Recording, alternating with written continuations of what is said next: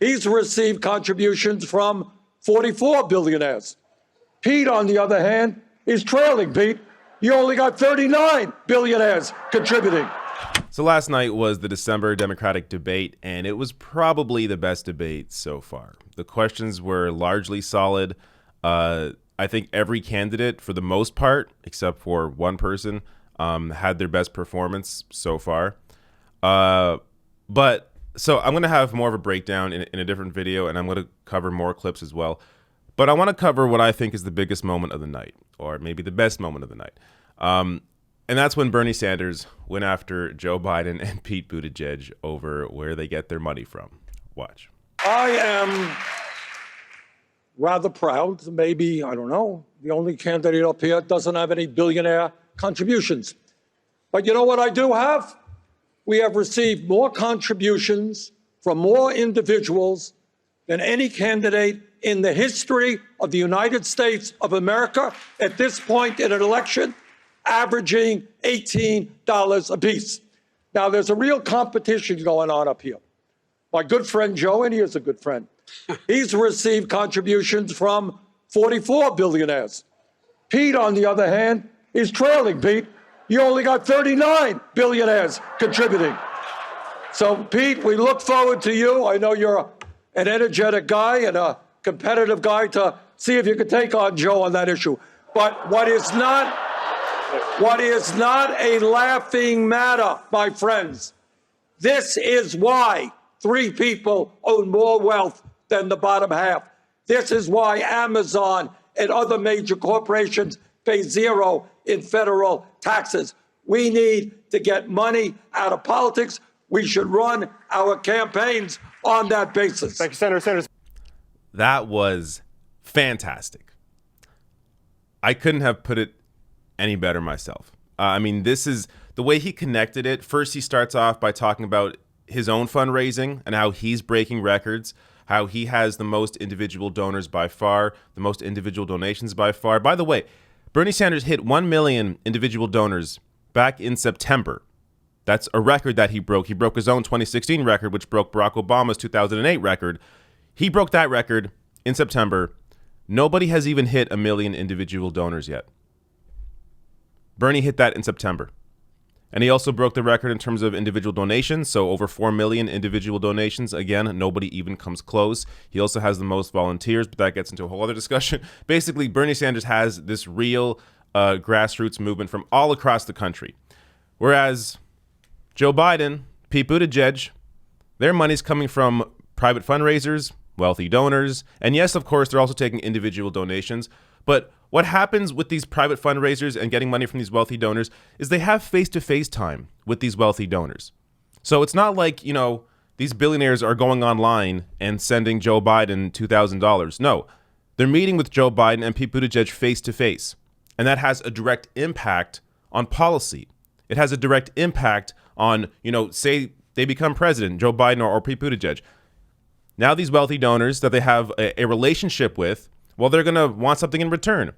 So when you form these relationships with these people that are, you know, in these elite circles, that obviously has an impact.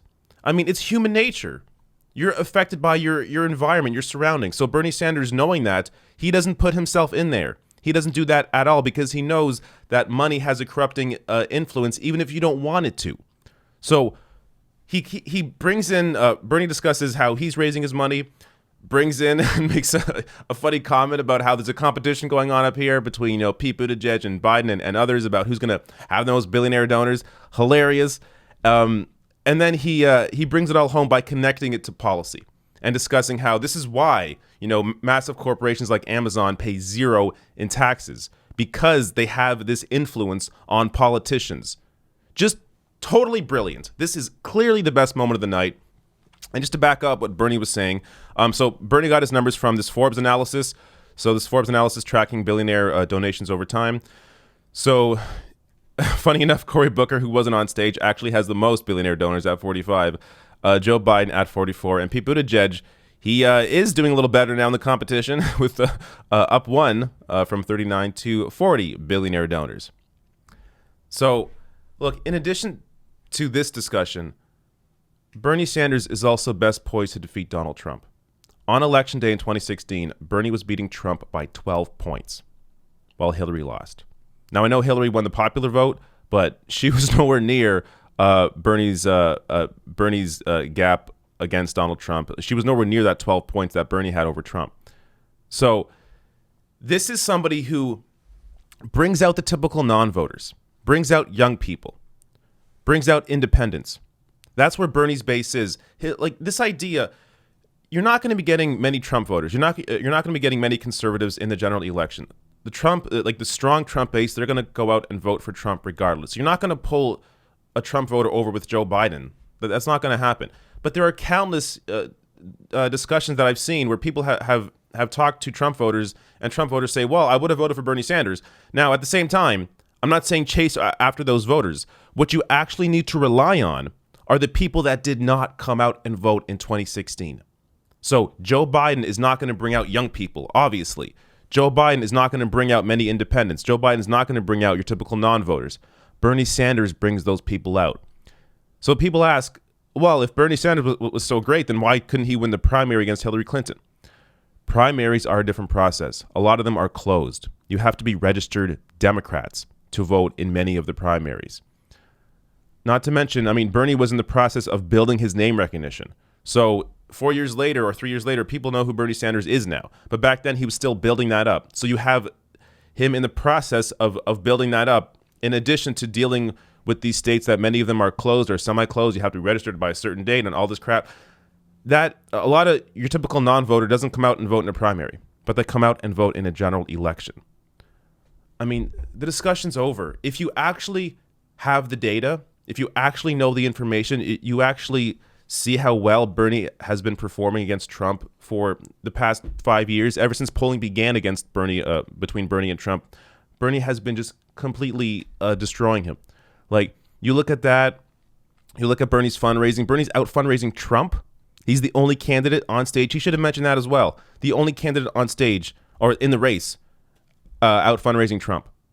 So you combine that with the movement that Sanders is building, with his appeal to independents, to young people, to non-voters, and the fact that he's a lifelong independent, and how that speaks to people that are angered by this two-party system.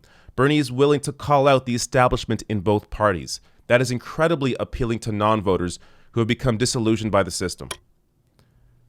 Bernie Sanders is the candidate, and this clip, I think, is just one piece as to why Bernie Sanders would be so strong in a general election against Donald Trump.